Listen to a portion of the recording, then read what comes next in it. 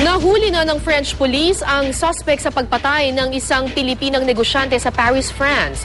Bumuhos naman ang suporta ng mga Pilipino roon at ang kanilang hiling, hustisya para sa ating kababayan. May news to go si Sherry Antores.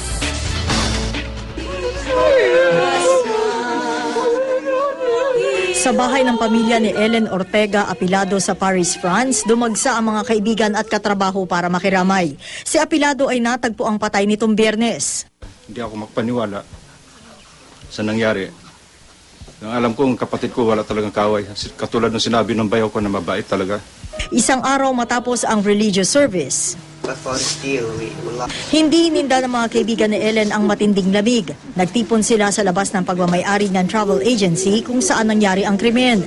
Nag-alay sila ng bulaklak at dasal para sa kababayan. Ang una-una nating gagawin, ang una nating dapat buuin ang sumigaw ng hustisya para sa kababayan nating si Ellen Apilado. Sa pagkawala po ni Sister Ellen, nalulungkot po ako at mabuting tao po siya. Sa investigasyon, lumalabas na ginilitan si Ellen. Tadtad din siya ng saksak ng matagpuan. May nahuli na raw na suspect ang French police. Isang lalaki na nasa 40 taong gulang, maputi at malamang daw na kilala ni Apilado.